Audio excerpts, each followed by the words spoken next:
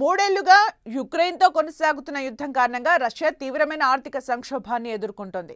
పాశ్చాత్య దేశాల ఆంక్షలు, పడిపోతున్న చమురు ఆదాయం, భారీ సైనిక వ్యయం వల్ల రష్యా ఆర్థిక వ్యవస్థ అతలాకుతలమైంది.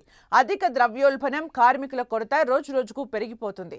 దీంతో నిత్యావసర వస్తువుల ధరలు ఆకాశాన్ని అంటుతున్నాయి.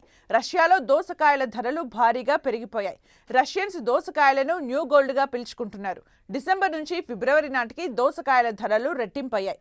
ప్రస్తుతం కిలో దోసకాయల సగటు ధర 300 రూబిళ్లు పలుకుతోంది. కొన్ని ప్రాంతాల్లో ఇది అంతకంటే ఎక్కువగా ఉంది.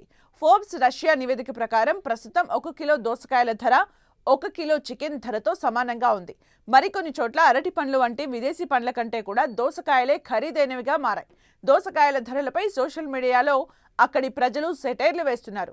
ఇప్పుడు దోసకాయలే మా బంగారు ఆభరణాలు అంటూ నెటిజన్లు పోస్టులు పెడుతున్నారు. మరికొందరు దోసకాయలతో ఫోటోలు దిగి వాటిని ఖరీదైన లగ్జరీ వస్తువులా చూపిస్తూ రష్యా ఆర్థిక పరిస్థితిని ఎగతాళి చేస్తున్నారు.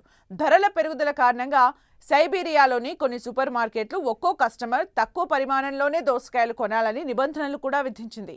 యుక్రెయిన్ యుద్ధం కారణంగా దిగుమతులపై ఆంక్షలు పెరగడం, సప్లై చైన్ దెబ్బతినడం ప్రధాన కారణం. అదేవిధంగా రష్యాలో విద్యుత్ సంక్షోభం కూడా నెలకొంది. విద్యుత్ ఛార్జీలు భారీగా పెరిగాయి. దీంతో దోసకాయల వంటి సీజనల్ పంటలు పండించడానికి అవసరమయ్యే విద్యుత్ ఖర్చును రైతులు భరించలేకపోతున్నారు. కాగా భారత్లో ప్రస్తుతం కిలో దోసకాయల ధర 50 రూపాయలుగా ఉంది.